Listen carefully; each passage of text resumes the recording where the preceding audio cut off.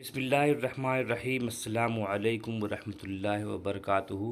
पिछली वीडियो में हमने ग़ियास अहमद गद्दी की सवानेह जानी थी और उनका अफ़सानवी रंग भी देखा था। आज की वीडियो में उनकी मशहूर कहानी परिंदा पकड़ने वाली गाड़ी का तज्ज़िया करेंगे और जो मुश्किल अल्फाज मानी हैं उन पर भी बातें करेंगे। आइए शुरू करते हैं। परिंदा पकड़ने वाली गाड़ी, ग़ियास अहमद गद्दी। सुबह होती, दिन चढ़ता और जब ठीक निस्फुल नहार पर पहुंचता, निस्फुल नहार बोलते हैं दोपहर का वक्त, दिन का आधा, निस्फ मतलब आधा होता है, शहर में एक ऐसी गाड़ी आती जो शहर के परिंदों को पकड़ कर ले जाती, ठीक वैसे ही जैसे म्यूनसिपैलिटी गाड़ी कुत्ते पकड़ने के लिए निकलती है। ये गाड़ी जो चारों तरफ से रंगीन शीशों से बंद बेहद खूबसूरत होती कि निगाह उठ के दाद देती।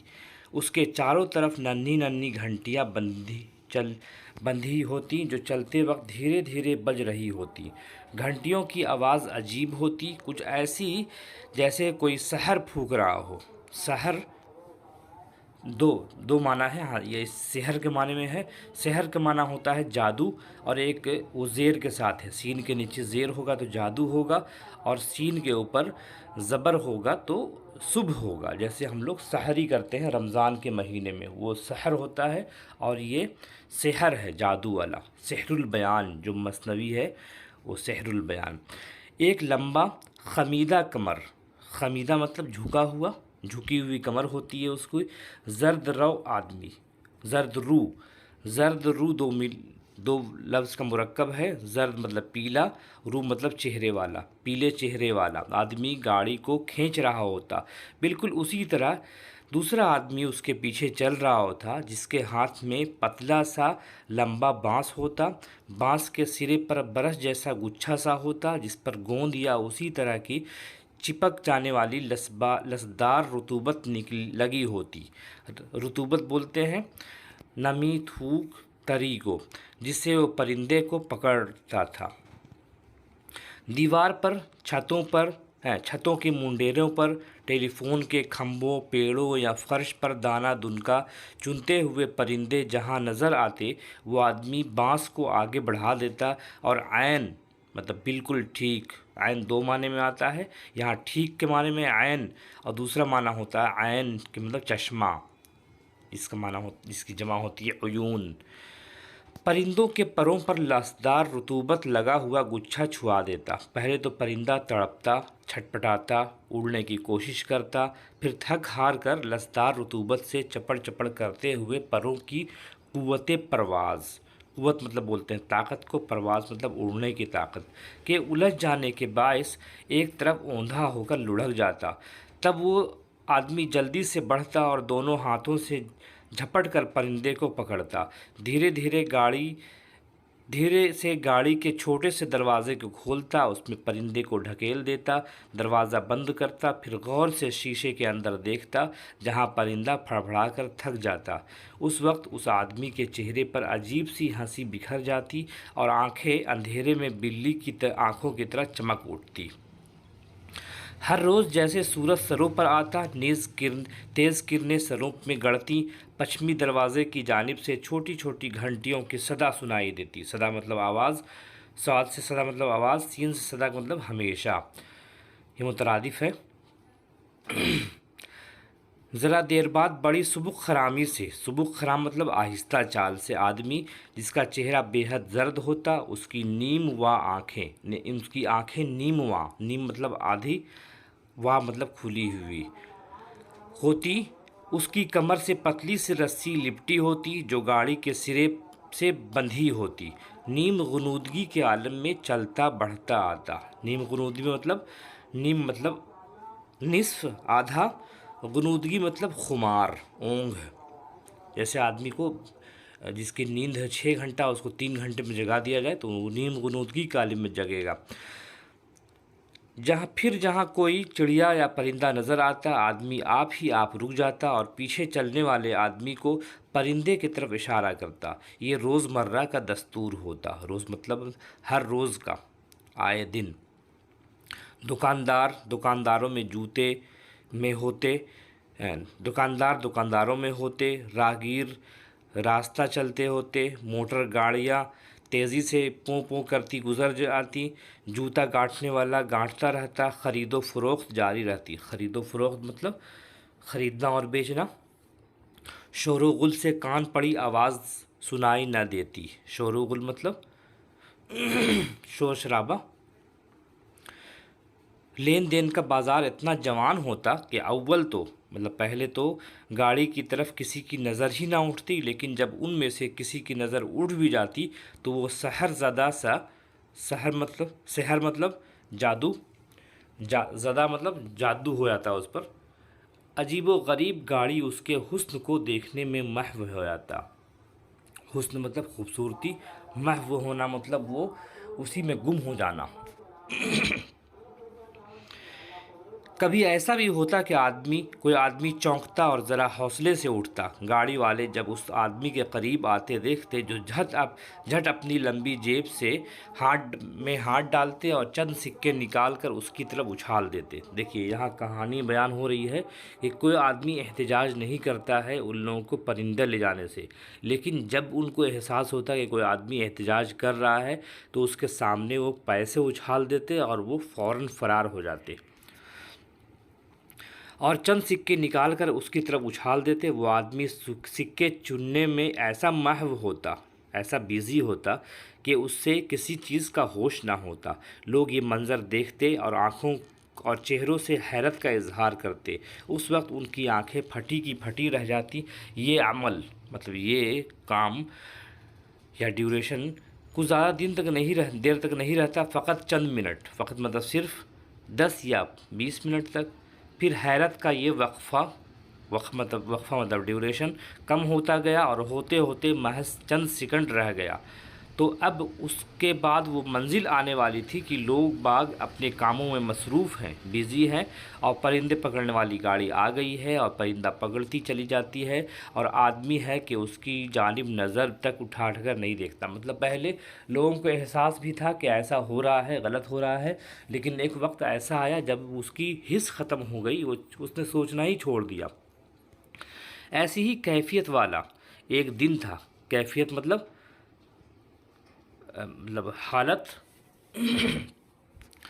जब मैंने एक दुकानदार को जलेबियों की थाली की तरफ इशारा करते हुए देखा कि यहाँ देखो जलेबियों पर कितनी मक्खियाँ बैठी हुई है। अब देखिए, अब एक किरदार की एंट्री होती है जो ख़ुद रावी है।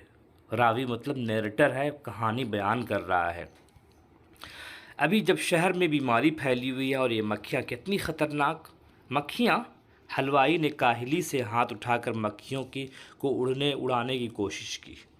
अब दो किरदार हो गए, एक रावी है जो कहानी सुना रहा है और दूसरा हलवाई है जो मिठाइयाँ बेच रहा है, लेकिन वो भी बेहिस है, वो भी समाज में उसकी कोई हैसियत नहीं है।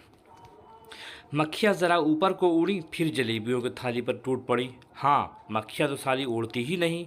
हलवाई ने मेरी जानिब गौर से देखते हुए कहा, मगर तुमको तो नहीं ख़रीदना। यहाँ कैफियत के माना हालत ढंग।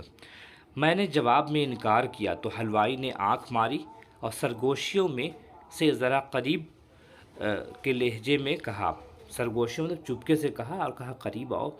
और फिर कहा उसने, और मुझको क्या साहब, मुझको भी तो खाना नहीं, मतलब जब तुम्हें नहीं खाना है मुझे नहीं खाना है फिर क्या एतराज़। ये जुमला ना समाज की बेहिसी की तरफ इशारा कर रहा है। बस यहीं से मैं चौंक गया कि असल बात क्या है।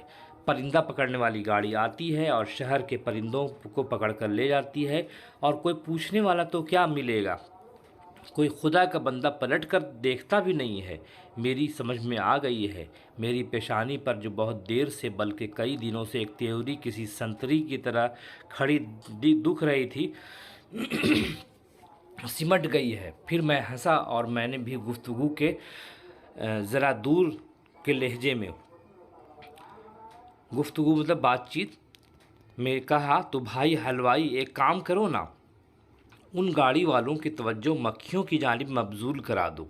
मबजूल कराना मतलब किसी को अपनी मुतवज्जह करना, उसके जहन को अपनी तरफ खींचना। हलवाई चौंक गया और उसने मुस्कुरा कर मेरी तरफ देखा, फिर पल भर में संजीदा हो गया। अरे हाँ, मगर क्यों साहब? मुझे इस झंझट से क्या फ़ायदा? ये जो मक्खियाँ, जलेबी का रस डैश डैश डैश। हाँ, तो ठीक कहा, सारा रस चूसे चले जाती हैं कमबख्त। मगर साहब, मुझे इससे क्या फ़ायदा, क्या नुकसान है? वाह, वो क्या? मैंने हलवाई की आंखों में आंखें डालकर पूछा, फ़ायदा कैसे है? हलवाई पहले हंसा, फिर उसने अपनी बनस्पति में चुपड़े हुए तोंद पर हाथ फेरा और बेहद संजीदा होकर मेरी तरफ झुक गया। बाबू, तुम क्या जानो दुनियादारी, ये राज की बात है, दुनिया ऐसे नहीं चलती। फिर हलवाई खामोश हो गया और ज़रा गहरा होकर फिर गोया हुआ। पर तू अपना हमदर्द लगता है, इसलिए बताता हूँ, किसी से कहना नहीं। तो बाबू, जलेबियों का ये रस जो मक्खियाँ चूसती हैं, तो रस और मक्खियाँ कहाँ जाती हैं, ज़रा इतना तो बताओ। बनस्पति पहले ना एक किस्म का तेल जिसको लोग पुराने ज़माने में लोग यूज़ करते थे, जब से रिफाइन और का चलन नहीं हुआ था तब। कहाँ जाती हैं मुझे तो पता नहीं हलवाई, यहाँ तुम ही बताओ। कहीं नहीं जाती हैं, हलवाई फैसला कुन लहजे में बोला। रस मक्खियों के पेट में और मक्खियाँ जलेबियों के साथ पलड़े में। समझे बाबू, ऐसे फ़ायदा हुआ। लेकिन मैं बहुत देर तक कुछ न समझ सका और बेवकूफ़ों की तरह हलवाई के चेहरे को तकता रहा। हलवाई फिर हंसा, फिर मूँछों पर ताव दिया। नहीं समझे अब भी? अब हमारी ये गुफ्तगू यहीं तक पहुंची थी कि पश्चिमी दरवाजे की जानिब से घंटियों की आवाज़ सुनाई पड़ी और मेरी तवज्जो उस तरफ मबजूल हो गई। ज़रा देर बाद जर्द रूज़ खमीदा कमर आदमी दिखाई पड़ता है। हस्ब दस्तूर, मतलब कायदे के मुताबिक, उसूल के मुताबिक, उसकी कमर से पतली सी रस्सी बंधी हुई थी, जिसके पिछले सिरे वो गाड़ी फंसी हुई थी। आदमी उसी काहली से सड़क पर आहिस्ता आहिस्ता चलता हुआ आगे बढ़ा। फिर गाड़ी सामने आई, जिसके रंगीन शीशों के अंदर दो कबूतर और एक गौरैया बंद थे। कबूतर तो सर निहोड़े, मतलब सर झुकाए एक तरफ खड़े थे, फिर धीरे धीरे काहिली से सहकदमी कर रहे थे, यानी आहिस्ता चाल चल रहे थे। लेकिन गौरैया तेज़ी से इधर उधर फुतकती फिर रही थी और कदरे इज़्तिलाब के आलम में थी। इज़्तिलाब मतलब बेचैनी। अब यहाँ दो परिंदों को लाकर उसने भी अलामत का इस्तेमाल किया है। कह रहा है कि कबूतर जो हैं वो अक्सरियत में है और ये गौरैया है ये अक़लियत में है, माइनॉरिटी में है। तो यहाँ से हिंदुस्तान के अब उस निज़ाम को देखिए जब 70-80 के ज़माने में ये सूरत हाल पैदा हुई थी। अब गाड़ी बीच चौराहे पर आ गई थी। धूप आज रोज़ की बनिस्बत कदरे सख्त थी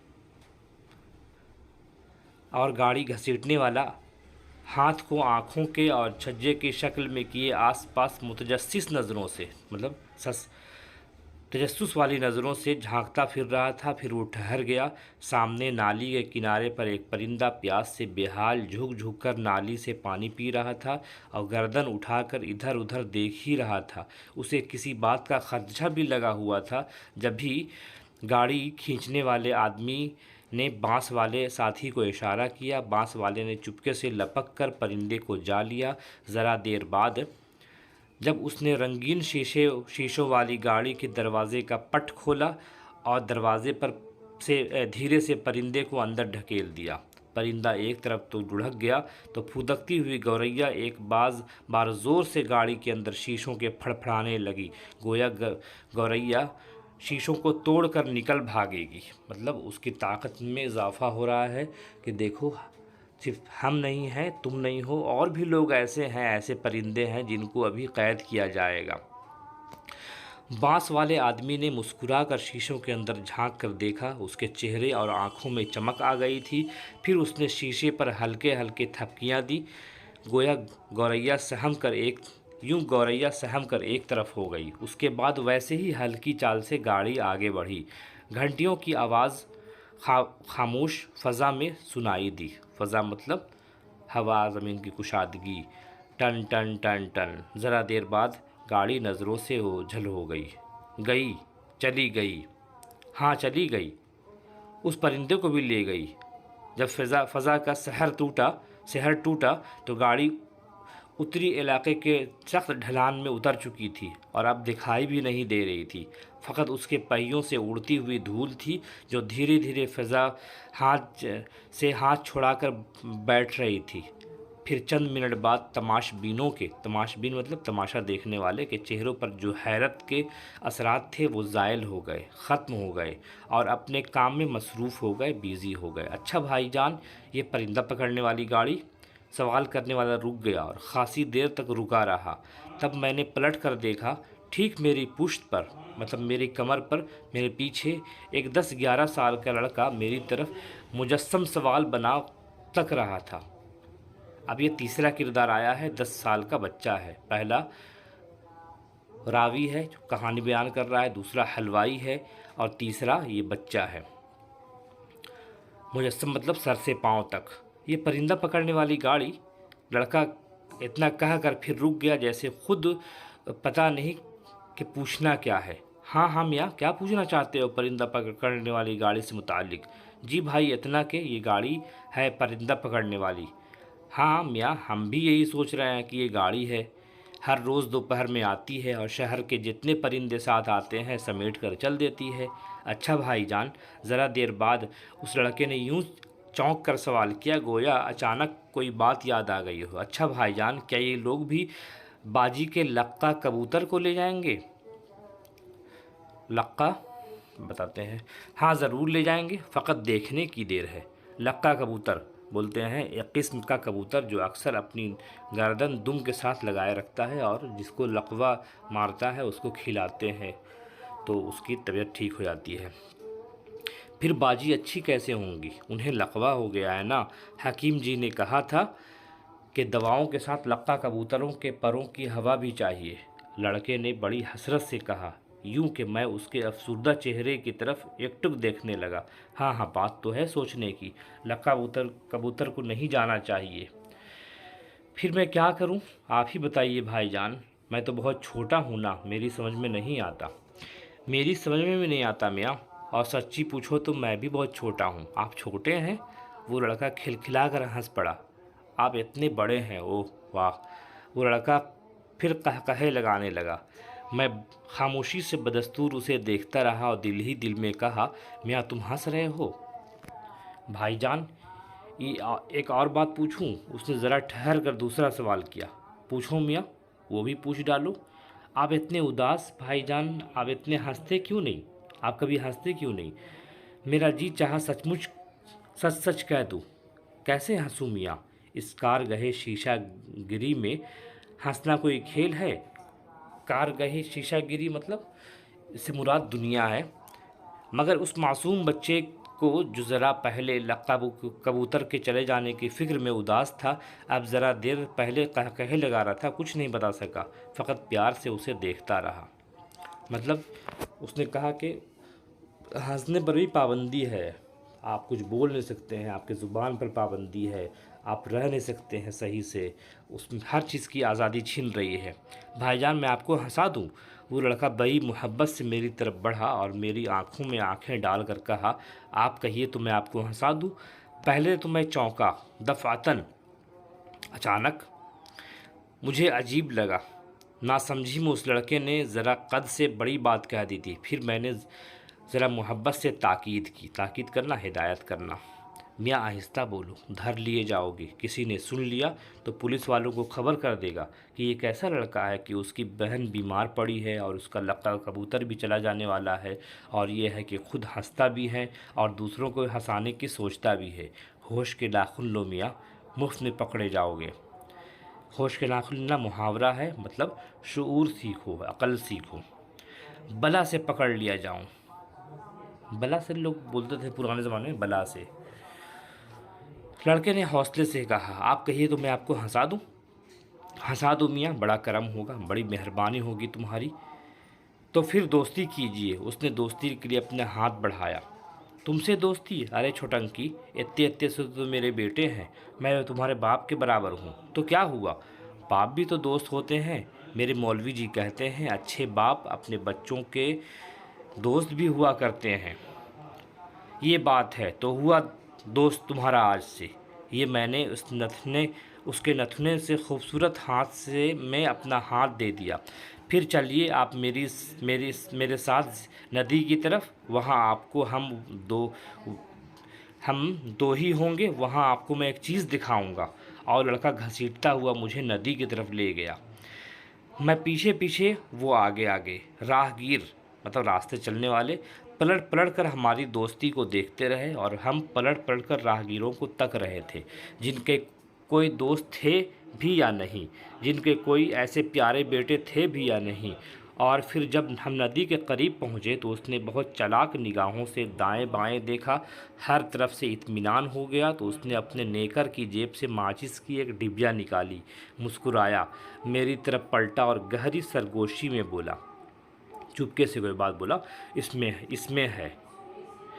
جواب میں نے بھی اتنی ہوشیاری سے پہلے بائیں کی طرف دیکھا، دائیں طرف دیکھا، جب ہر طرف سے اطمینان ہو گیا تو اتنی ہی سرگوشی میں پوچھا، کیا ہے اس میں؟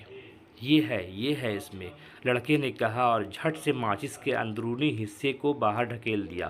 ماچس کی ڈبیا میں میری آنکھوں کے سامنے ایک بے حد خوش رنگ تتلی نیم جان سی پڑی تھی، جو باہر کی ہوا، نیم مطلب آدھی، جس کی جان آدھی ہو گئی تھی، جو باہر کی ہوا اور دھوپ لگتے ہی پھڑپھڑانے لگی۔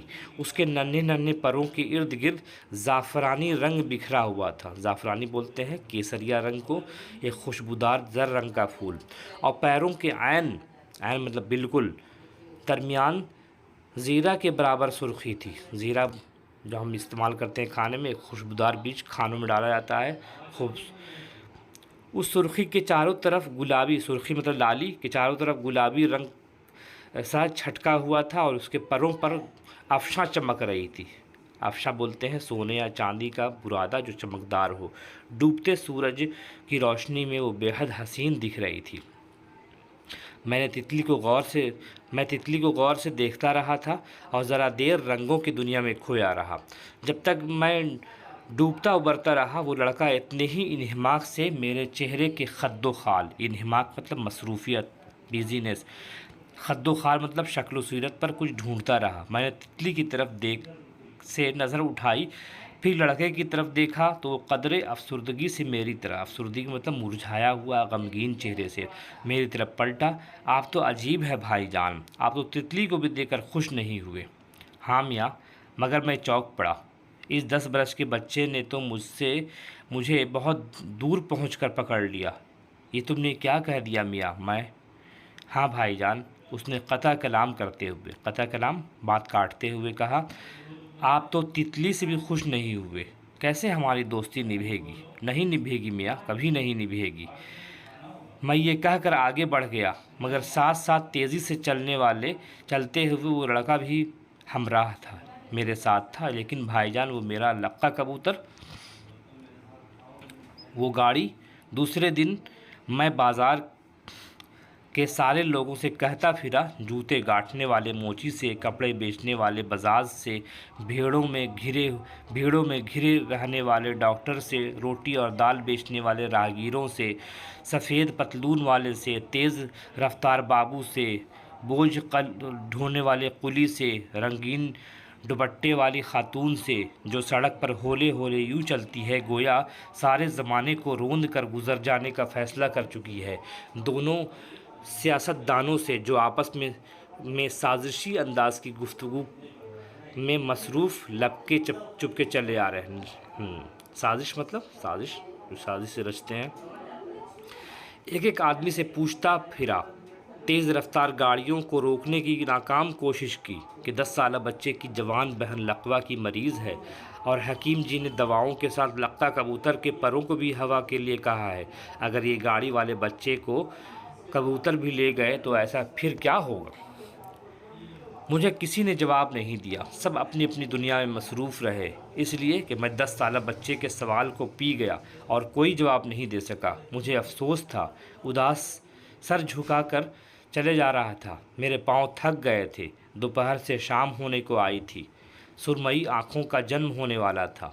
میری نظر चौक के एक कोठे पर गई जहाँ शहर की मशहूर रंडी मुन्नी बाई, अब एक और किरदार है यह, बालकोनी में खड़ी बाल संवार रही थी। मुन्नी बाई के सामने अड्डे पर उसका तोता दाएं बाएं गर्दन घुमा घुमा कर झूम रहा था और अपने बालों में कंघी करती जा रही थी और तोते को पढ़ाती भी जा रही थी।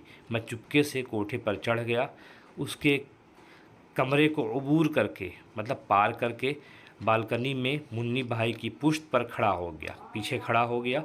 मुन्नी भाई मेरी आमद से, मेरे आने से, आमद के साथ इस्तेमाल करते हैं रफ्त, आमदो रफ्त, आना जाना, मुतलक बेखबर तोते को पढ़ाने में महव थी। बोलो मिट्ठू मियाँ नबी जी रोज़ी भेजो। महव मतलब मसरूफ़, बिज़ी। मियाँ मिट्ठू ने अड्डे में दाएं और बाएं जानिब रखी हुई दोनों प्यालियों को गर्दन घुमा कर देखा, फिर एक प्याली पर झुककर हरी मिर्च को कतर कर मुन्नी बाई की तरफ मुखातिब हुआ। नबी जी रोज़ी भेजो, नबी जी रोज़ी भेजो, नबी जी रोज़ी भेजो। तोते ने इसी तरह अकड़ कर कहा। सो मैं आ गया, रावी पहुंच गया ना।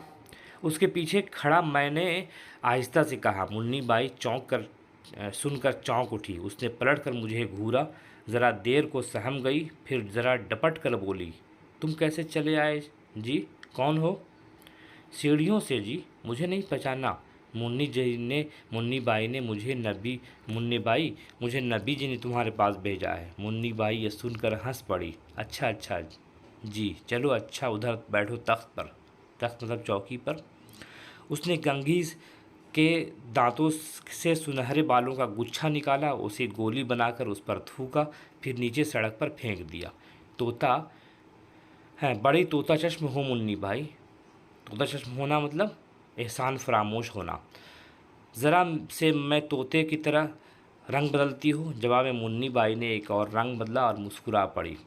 तख्त पर बैठे हुए उसने उसके कदमों पर 14 रुपये के एक नोट रख दिए। 14 रुपये रखे ना, ये याद कीजिएगा। मेरे पास इतने पैसे ही हैं, तुम्हारे नबी जी ने आज बड़े गरीब आदमी को इधर भेजा। नहीं जी, ये भी क्या कम है, हम तो अपने आकाओं की खिदमत करना जानते हैं।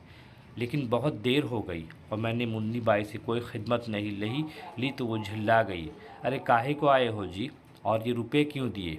मुन्नी बाई, बुरा ना मानो, मैं तो सिर्फ इसलिए आया हूँ कि तुमसे पूछूं, देखूं तुम क्या कहती हो। काहे के बारे में? ये जो आजकल हर रोज़ दोपहर में परिंदा पकड़ने वाली गाड़ी आती है, उसको देखती हो?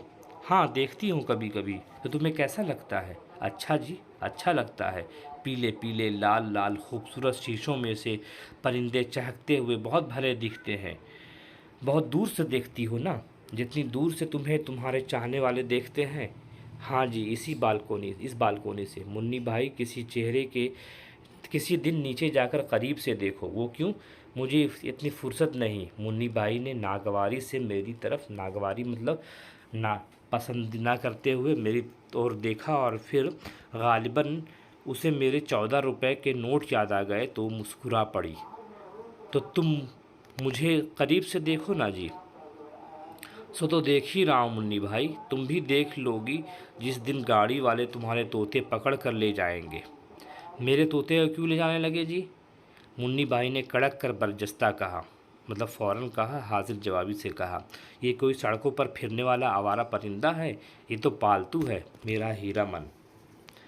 हाँ मुन्नी भाई,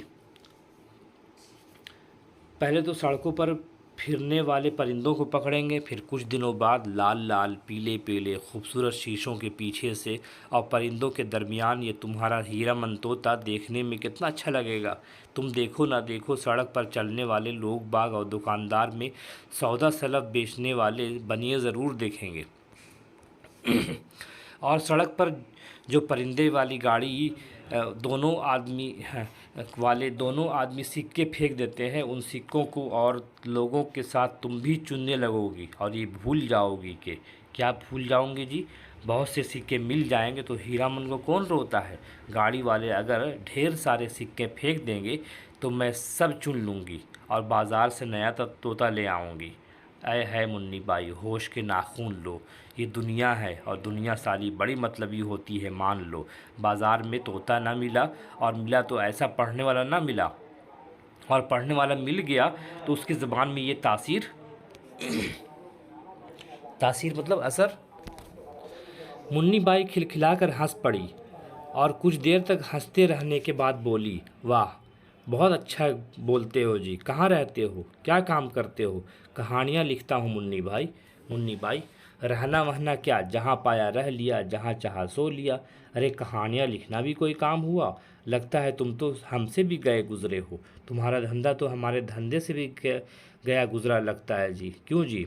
हाँ मुन्नी भाई, तुम तो ज़रा से में इकट्ठे 14 रुपये रखवा लेती हो और मुझे 14 रुपया हासिल करने के लिए 8 कहानियाँ लिखना पड़ती हैं।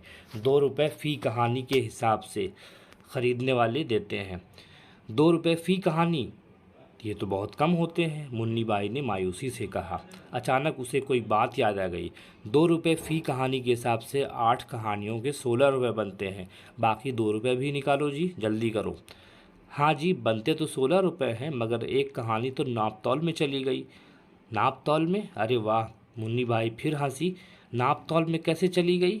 वो ऐसे कि जब जरीदे वाले यानी मैगज़ीन वाले के पास पहुंचा तो उसे 8 कहानियाँ पढ़ाईं तो वो झट से तराजू ले आया। तराजू? कहानियाँ क्या तौल कर बिकती हैं? खुदा का शुक्र है मुन्नी बाई, अभी तो तौल कर बिकती हैं, कुछ दिनों से बाद देखना ये बेतौले बेचना पड़ेंगी। अच्छा अच्छा।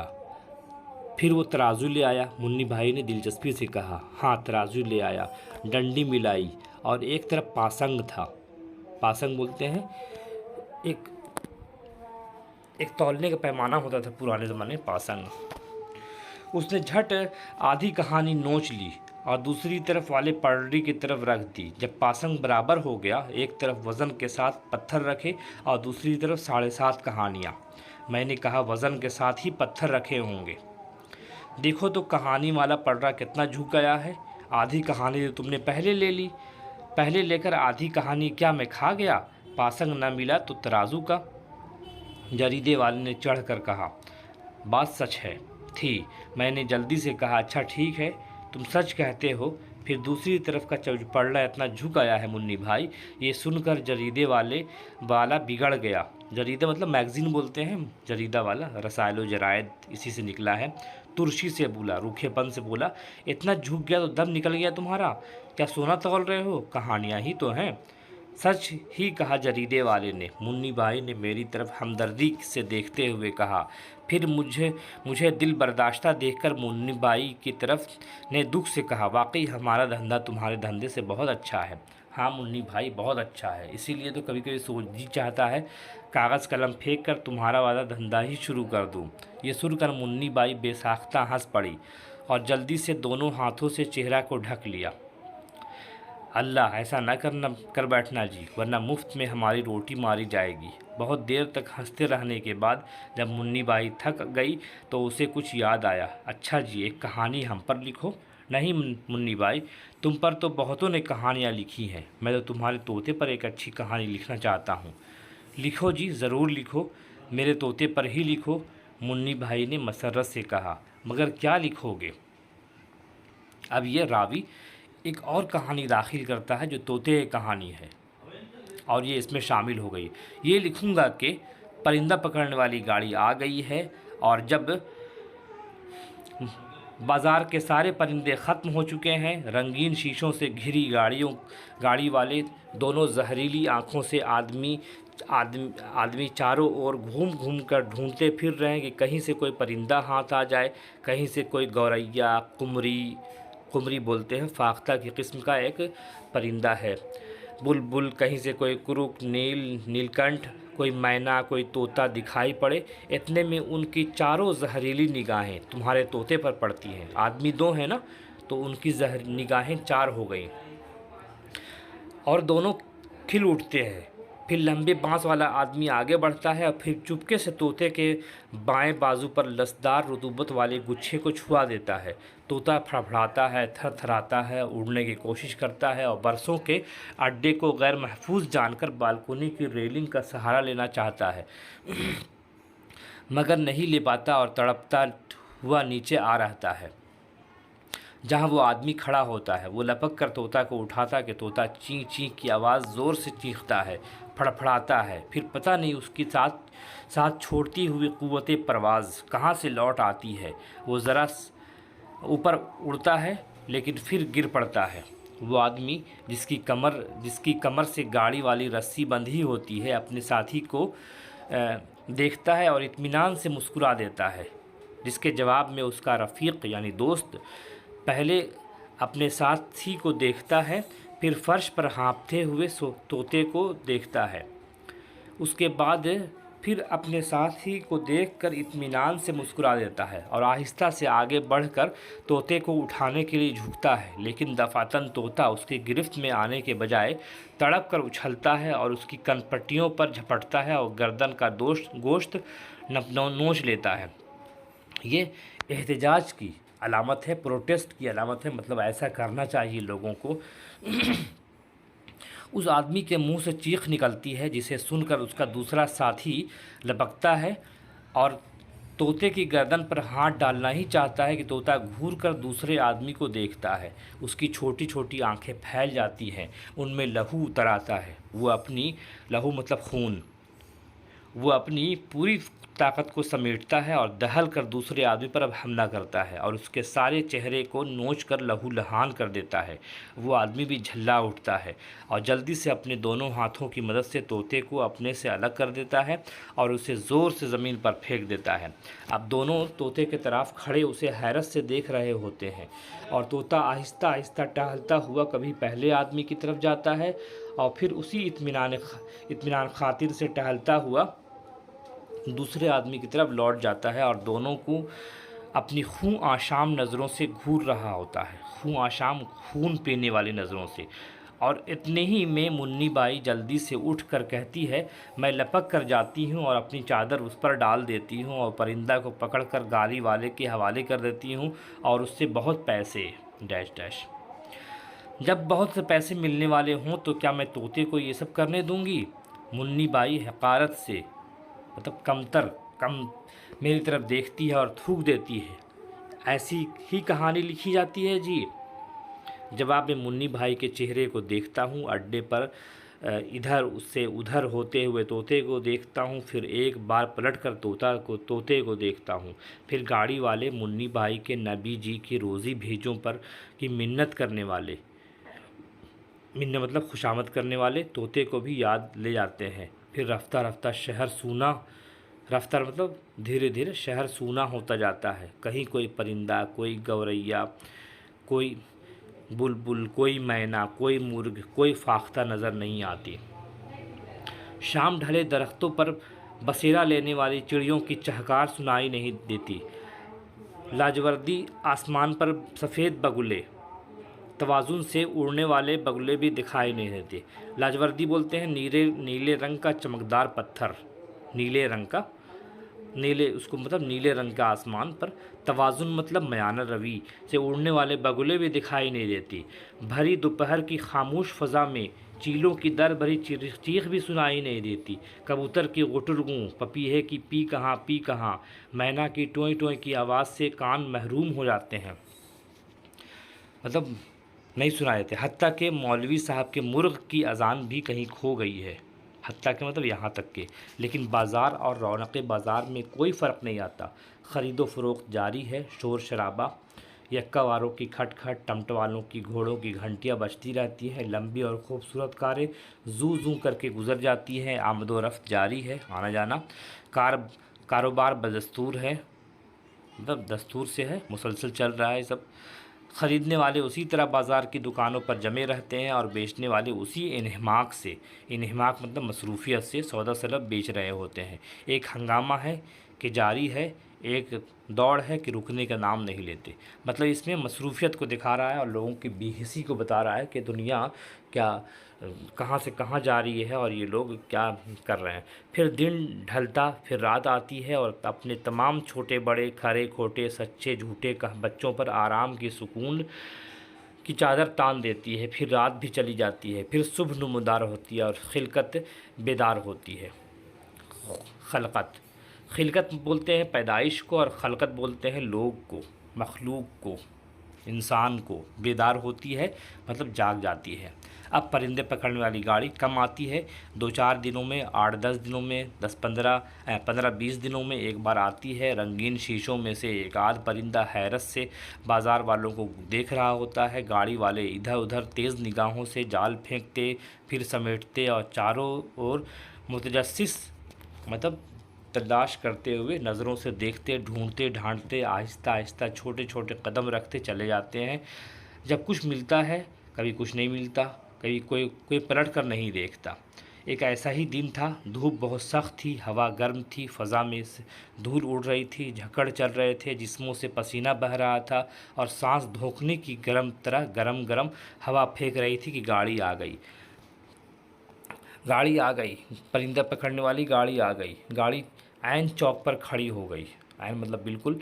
रंगीन शीशों के अंदर से एक ही परिंदा था जो इधर उधर सहमे सहमे कदम टहल रहा था।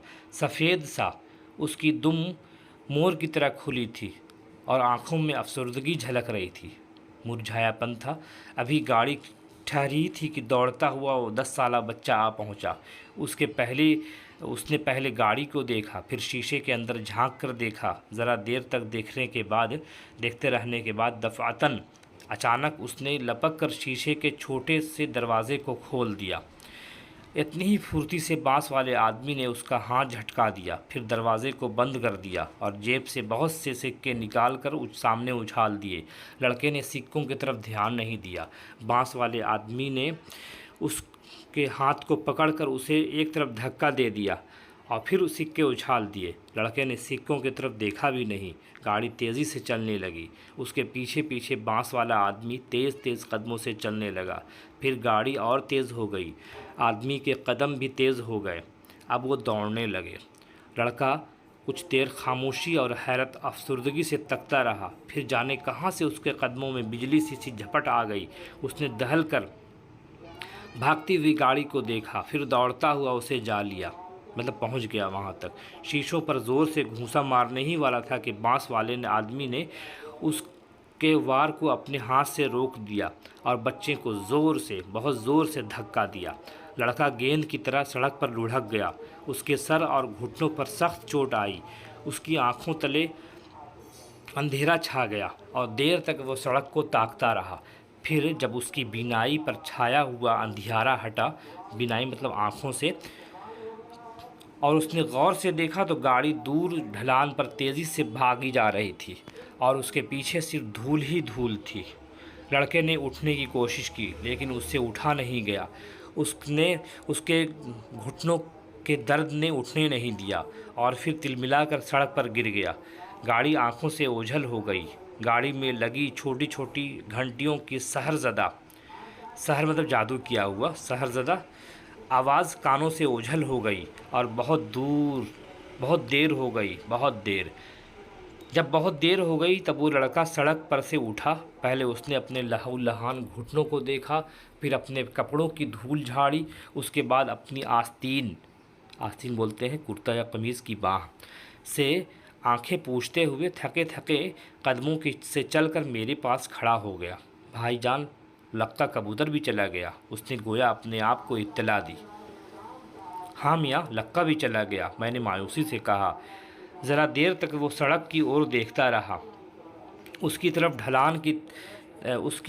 नज़रें ढलान की तरफ दौड़ गईं, जहाँ कुछ भी नहीं था। उसने धीरे से नेकर की उस उभरी हुई जेब पर हाथ फेरा जहाँ माचिस की डिबिया थी। भाईजान, इस तितली को भी ले जाएंगे?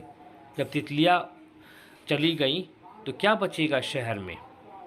जवाब में मैं खामोशी से उसके चेहरे की तरफ देखता रहा, जहाँ आंसुओं और सड़क की धूल के मिले जुले निशान ताहाल ता मतलब तक होता है, मायूसों की नुमायाँ किए हुए थे।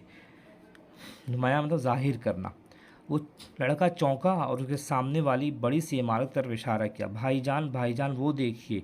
इमारत के दरवाजे के ऊपर पत्थर का एक परिंदा सर निहोड़े बैठा था, सर झुकाए।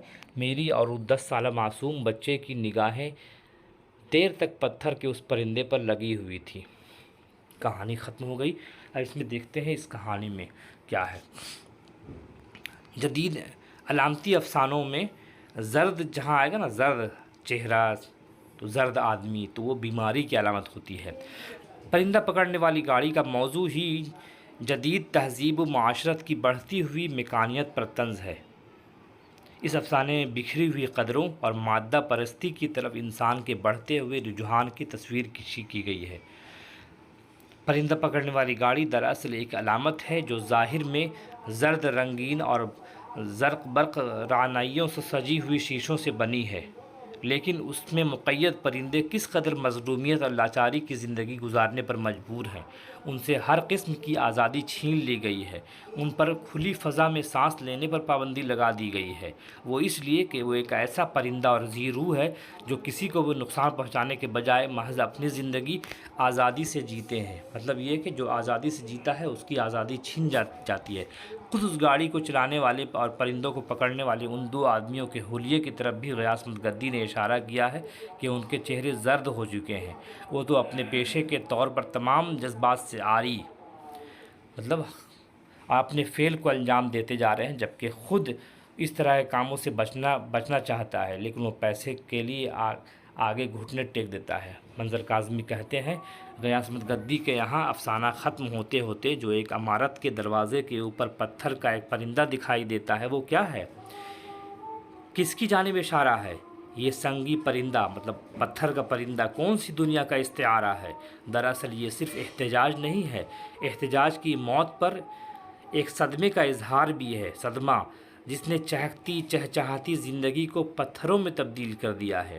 لیکن افسانہ محض اتنا نہیں کہ یہ فطرت کے تئیں ہمارے صفاقانہ رویے کے بیان ہے، مطلب یہ کہ یہ ایک علامتی افسانہ ہے۔ غیاث گدی نے بیشتر افسانے علامتی افسانے لکھے ہیں، اور اس میں علامتی افسانے میں کسی بات کو واضح کر کے نہیں بلکہ سمبل استعمال کر کے اس کو پیش کیا جاتا ہے۔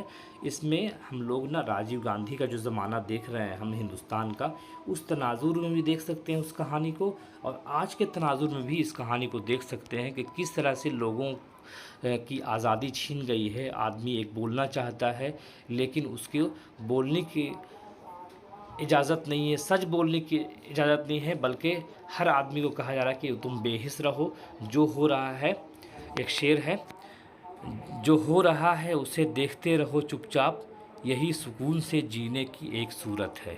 ملتے ہیں اگلے ویڈیو میں، تب تک کے لیے اجازت دیجیے، خدا حافظ۔